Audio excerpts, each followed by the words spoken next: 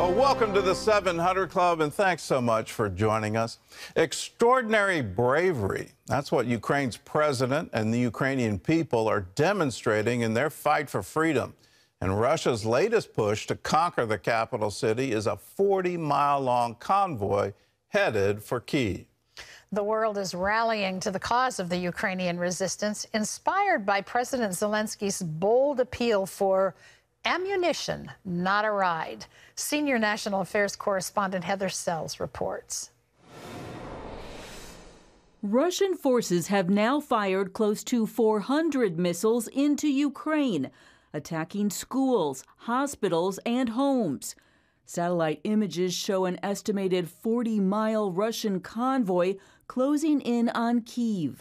As for Russian President Vladimir Putin's warning that he has put his nuclear deterrent forces on high alert, President Biden dismissed it Monday, telling a reporter that Americans should not worry. We've seen Mr. Putin's announcement. We believe it's as unnecessary as it is escalatory. In the face of Putin's aggression, the president of Ukraine has rallied his country and the world. CBN's George Thomas is on the ground in Lviv. By invading Ukraine, Putin was hoping to not only conquer the entire country, but also divide Ukrainians. Well, the exact opposite has happened. Not only is the nation more united than ever before, but so many see this as a David versus Goliath story. And today, Ukraine's President Zelensky, in their eyes, is clearly the David. He's much more braver than Goliath. He is much stronger. He is much more confident. I'm so happy to be Ukrainian. I'm so honored to be Ukrainian. I'm so happy that I have this president. Zelensky is perhaps the most unlikely Ukrainian president. His background, a former actor. He was the voice of Paddington Bear in Ukraine and played Ukraine's president in a TV comedy before getting the job in real life. In the past week, his bold and sometimes defiant leadership has given Ukraine the resolve it urgently needed. Zelensky acknowledged what intelligence shows, that he's Russia's #1 target, and his family is #2. His family members have gone into hiding. When rumors surfaced that he was fleeing the capital, however, he pushed back with a video of him and his leaders in the street, saying, "We're still here." And when the Biden administration offered an evacuation, he said, "I need ammunition, not a ride." The Ukrainians are fighting back hard, and there's incredible, great leadership by Zelensky. Across social media, photos of Zelensky with his troops have gone viral. And his emotional teleconference plea to European leaders, telling them it might be the last time they saw him alive, accelerated aid to Ukraine and sanctions on Russia. He told us he doesn't know if he will be able to take and to speak with us another time. So it's tough. Almost 28 NATO countries have increased sanctions against Putin and Russian banks. Even Switzerland, known for its neutrality, has joined in, barring Putin from Swiss banks. The pushback has sent the Russian economy into a tailspin. And on top of the financial war, military analysts say Russia's in trouble on the ground. This is going terribly for Vladimir Putin and his forces. They designed a flawed concept. Fuel shortages have slowed the troops, along with the fighting skill of the Ukrainian people. The Ukrainian will is so incredible to see what they are doing, to see their president. Zelensky's latest move, filing a genocide case against Russia. He's asking the UN to stop the Russian invasion and order the Kremlin to pay reparations. Zelensky is, of course, no longer acting, and what he is doing right now at home and abroad could save his country while crushing Putin's ambition for now. Heather Sells, CBN News. Well, that's one part of the story. An actor who played the president in a comedy series is now the president of Ukraine, and he's leading his country like a David versus Goliath. It's incredible what's happening. But here's another side to the story. He is a descendant of a Holocaust survivor. In this story, there were 4 brothers who all lived in Ukraine. One of the brothers went to the front to fight against the Nazis, and the other 3 brothers died in camps in the Holocaust. Well, the one who went to fight had a son, and then he had a grandson, and that grandson is now the president of the very country that his grandfather was fighting for. Isn't it incredible? You can be an atheist, you can be an agnostic, you can be a devout Christian, and you have to step back from this story and say, only God can do this kind of thing. Here you have the God of Abraham, Isaac, and Jacob once again working through the generations. What seemed to be impossible, that someone could survive the Holocaust in Ukraine. The Holocaust in Ukraine was actually worse than it was in Germany. You look at the percentage. To even be Jewish and survive was a miracle.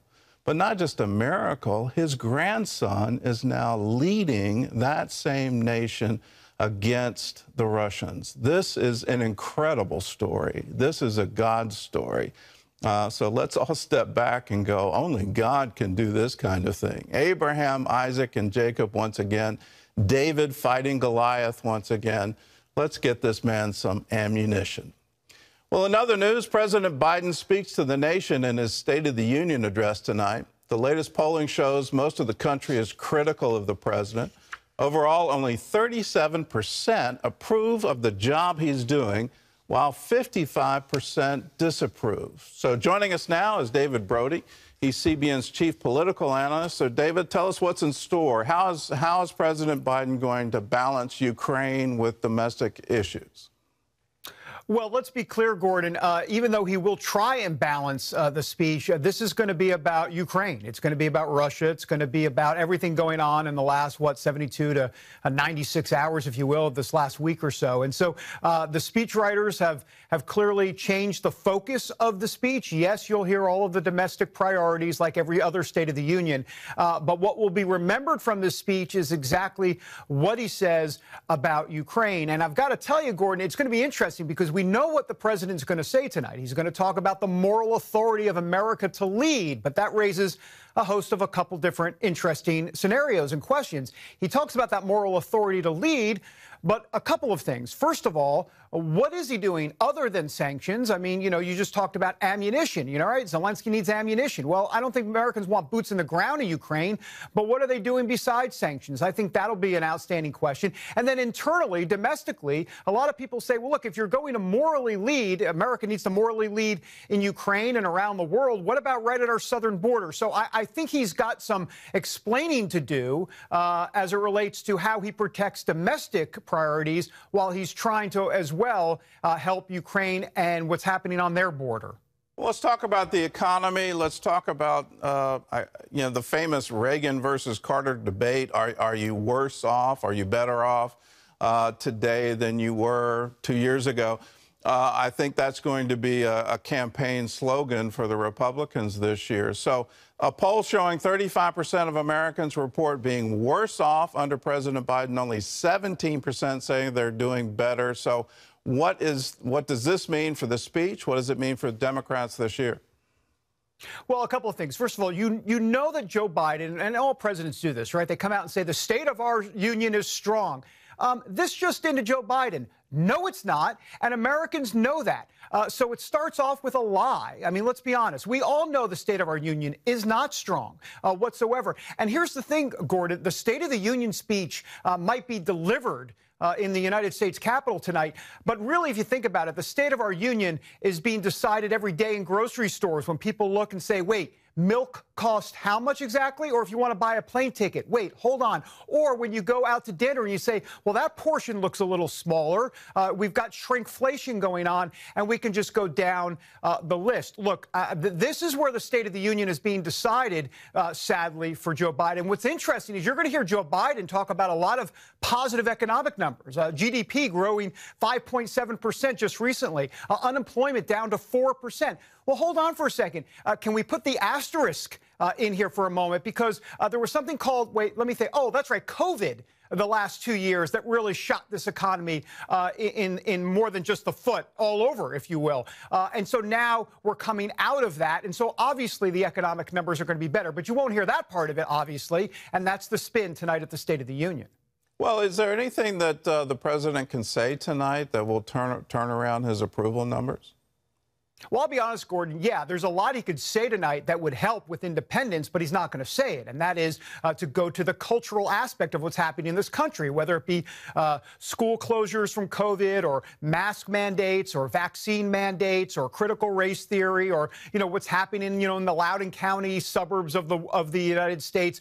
All of the frustration that parents have across this country. That's what happened with Glenn Youngkin, why he is governor of Virginia today. But Joe Biden won't talk about any of that. He has doubled down with the left, and he won't do it. So, look, if he wants to save himself politically and get his numbers up, he would address that head on and talk about the state of our union being in disarray when it comes to what's happening in the suburbs in America. But he's not going to do it. So, therefore, we head to November with a red wave right in front of the Democrats. Well, let's talk about the progressive wing of the party. I've never heard of a party of a sitting president giving their own response to the State of the Union, but that's exactly what's going to happen with the progressive wing tonight. Representative Rashida Tlaib is going to do that. Why?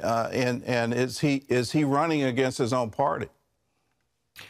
Well, he is, and this is the problem. It's interesting. Biden wanted to kind of be the next FDR. He's been catering to the far left as much as he can, but the far left just doesn't think it's far enough.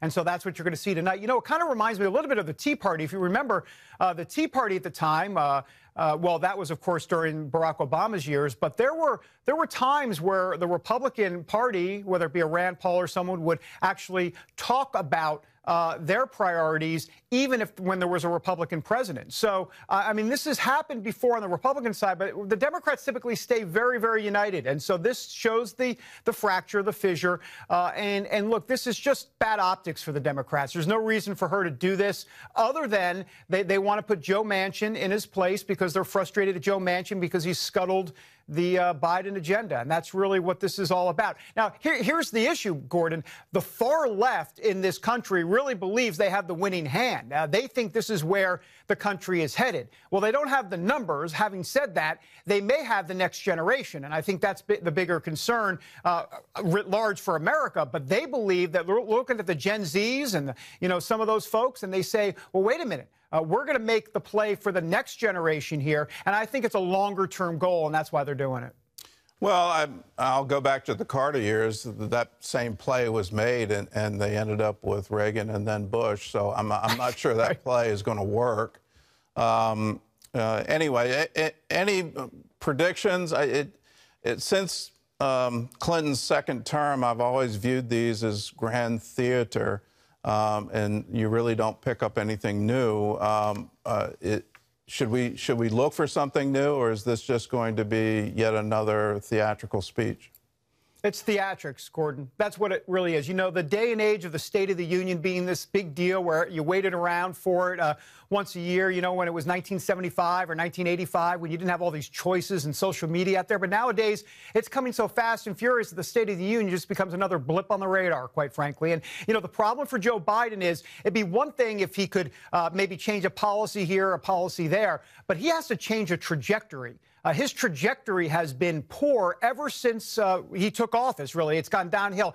And if you notice, it was Afghanistan. I believe, Gordon, that Afghanistan will be potentially his downfall in 2022 with these midterms, potentially in 2024. That's where the trajectory really started to go poorly for Biden. Why? Because people thought he was incompetent with Afghanistan. And that's when his poll numbers with the economy and everything else started to tank as well. They said, look, if he can't get Afghanistan right, what can he get right? And that's where we are today. All right. Well, David, thanks for the insights. You can always watch CBN's live coverage of the State of the Union, along with an analysis reporting by our team in Washington. David will be part of that, so you can watch live tonight.